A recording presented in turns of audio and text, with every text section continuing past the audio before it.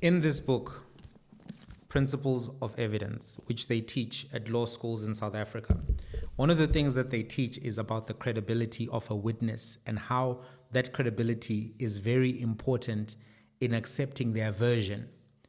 I want to prove to you something that I think should be obvious, but maybe we haven't examined enough.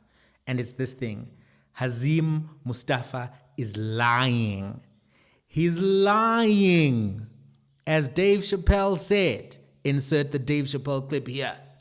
Because we understood that this nigga was clearly lying.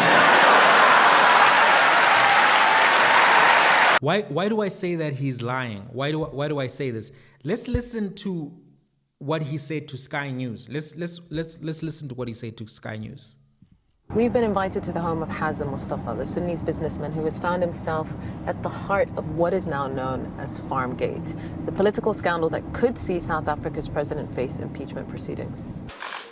An independent inquiry recently found that Cyril Ramaphosa may have violated the constitution after a political rival filed charges of corruption and money laundering. The allegations exposed a secret theft of a large stash of foreign currency from his game farm nearly 3 years ago. Ramaphosa says this man is the source of the cash stashed in the couch. Hazim confirms that he paid $580,000 in cash to buy 20 buffalo from Phala Phala farm, but says because of COVID, they were never exported. And now he and his South African wife are making headlines. Okay, let's start here. This guy lives in Dubai. He's buying buffaloes or whatever. Where is he going to put the buffaloes? Where is he going to put these Ankole cattle that he bought? Where in Dubai is their capacity for... Hey, this guy who's living in a high rise in Dubai. We're supposed to believe that he... And forget that.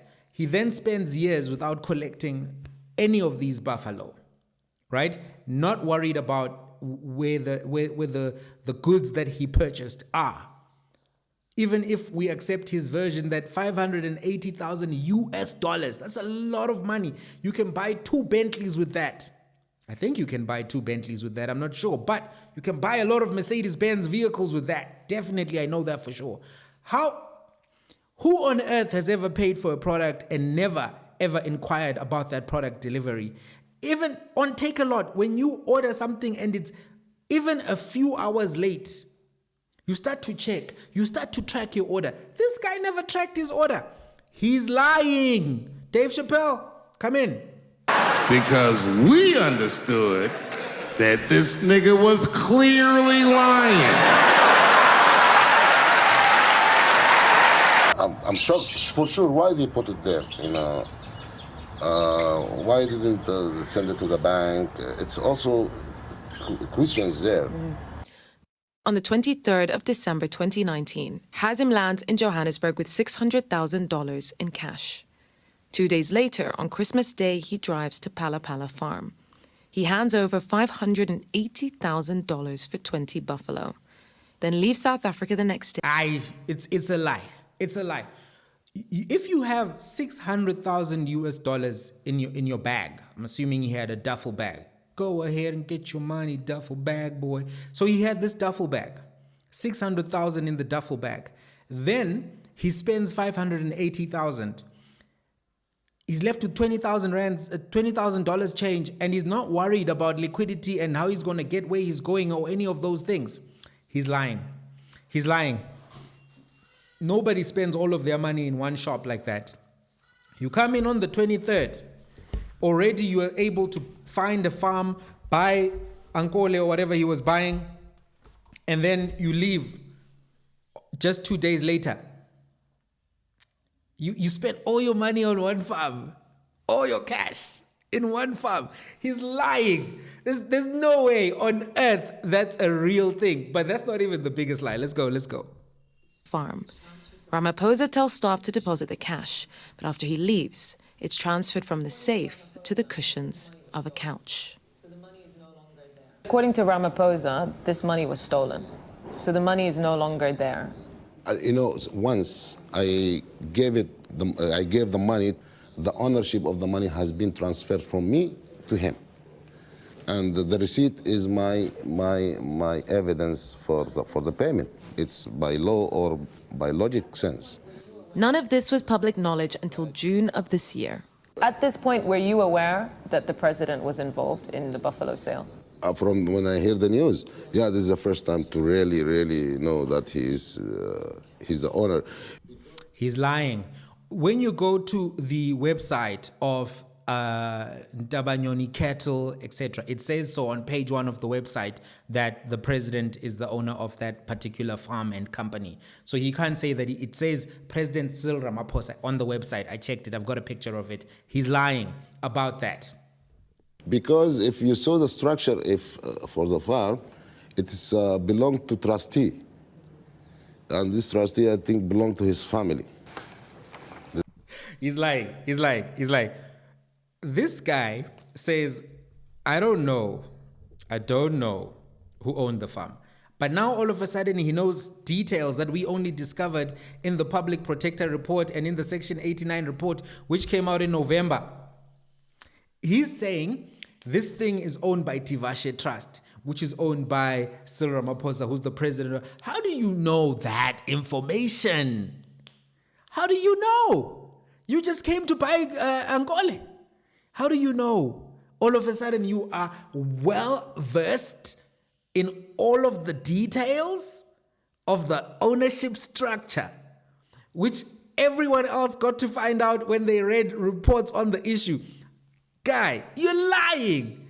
And now we're going to his biggest lie. Watch this. The copy of the declaration. Hazim is now cooperating with the South African authorities and says he's handed over his evidence. He shows us the documents, but won't let us film them. So this is a declaration form, Hazim Mustafa Mohammed Ibrahim, OR Tambo International, arrivals A. It's got your date of birth. It's got the time, 23rd of December 2019. You arrived at 5:07 p.m. And you declared $600,000 US. And as for the man who bought the buffalo, he's ready to take the stand. Anything to help the justice. This was the biggest lie here. This one was the biggest lie. So, firstly, he says, here's a copy of my declaration. This declaration that he showed this, or allegedly or purportedly showed this journalist from Sky News, SARS said they don't have a record of it because the Democratic Alliance actually sent them a request asking about this particular document. They said they don't have a record of it. So that's the first thing, is that we know as a matter of fact that the document that he's holding, SARS could not reproduce. Number two, we know that he refused to let them take photos or film or make a copy of that document. He would not let them film the actual document. They just had to read what they were seeing. Is that the behavior of somebody who has nothing to hide? What is he hiding? Right? He then goes on in the part of the clip that I'll play here where he says, no, I'm available, I'm willing to talk to anybody. But you wouldn't let Sky News film. And all of a sudden, by the way, he can't be found, this guy. Sky News went to his home. In fact, South African media, ENCA, News 24, can you please ask the Sky News reporter the address for Hazim Mustafa, because she knows that she went there. And then you go there, because this guy, he was willing to talk to Sky News. And then all of a sudden, for 2 years, he hasn't been willing to talk to anybody. Why? Why are you unwilling to avail yourself? This is not the behavior of somebody who is honest, truthful, has nothing to hide. Hazim Mustafa is hiding something. The question is, what is he hiding? Who is he hiding it for? There's no way that you have valid paperwork, you don't want to show people your valid paperwork, especially in such a critical issue. The story has got multiple inconsistencies. It's incredulous. Anyway, let me show you what the last lie is. And to show the truth, I'm here. I have nothing to hide.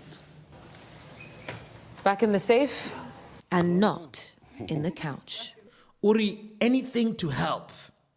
I'm here. To help the authorities, the justices, I'm here. Guess what? He wouldn't do a sworn statement for the Section 89 panel. He wasn't there for that. He wasn't able to avail himself when they said that they were looking for him. at the FinServ, the South African Reserve Bank, they said they couldn't get a hold of him. Nobody could get a hold of him. He said, I've got nothing to hide. I'm here. Baba, if you're here, why are you not here anymore? Unamanga lo muntu. He's lying. He's lying. You can't say that you're available, etc., etc., etc., and then all of a sudden you're not available. Hazim Mustafa is lying. I don't believe a word that he said. If you think he's telling the truth, please tell me. Why do you think he's telling the truth? What about his behavior or story makes sense, adds up, seems credible? Tell me, because I don't believe anything he's saying. He is lying.